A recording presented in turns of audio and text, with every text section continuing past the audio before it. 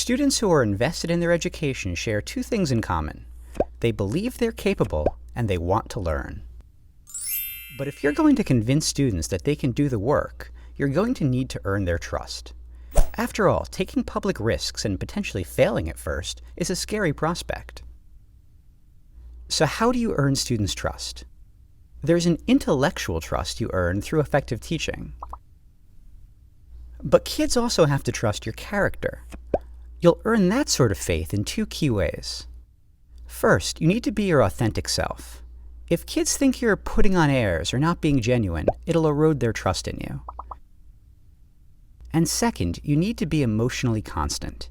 If you're not reliably supportive and kind, students will have trouble taking intellectual risks or moving outside their comfort zone in your class. Being your unique self might sound wishy-washy and easy, but it's neither. Particularly for new teachers and teachers who don't come from the same background as their students, the urge to be liked and accepted can be powerful. That means adjusting their interests, framing their experiences in a certain way, or just acting differently than they are to gain approval. Unfortunately, this has the opposite effect on students. They can tell when adults aren't being genuine. Authenticity means being true to your passions and preferences. Instead of trying to share the same interests as your students, ask them to teach you about theirs. If you don't love what they love, you can still show interest in their interest.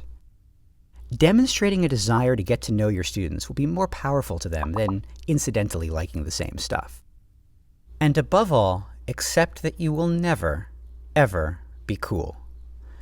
Being an authority figure means that sometimes your relationship can feel oppositional.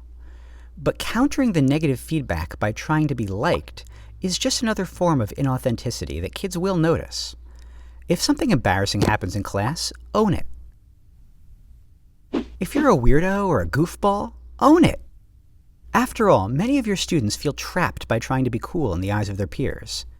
Being unapologetically you can be a powerful model for a student who just yearns to be herself. Emotional constancy means that no matter what students bring in the door, you respond to them with love and patience. It's a big challenge to remain stable throughout the day while managing so many other people's emotions. But doing so is a gift to your students. They'll feel safe with you and trust you when they see that you can handle them, even when they're feeling or acting their worst. A common impulse for teachers is to let their frustration show when students are misbehaving.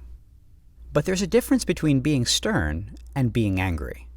When you're stern, you're in control. When you're angry, your emotions are. Seeing you out of control can be scary to students who need your constancy, especially when responding to misbehavior.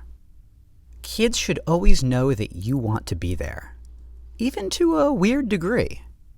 Now, this is easy to do when things are going well, but when classroom challenges are piling up, it's still important to demonstrate how excited you are to see your kids and model what it is to get nerdily excited about your content. Remember, authenticity and constancy are good tools for driving investment and learning. It's a happy coincidence that they'll also result in people liking you.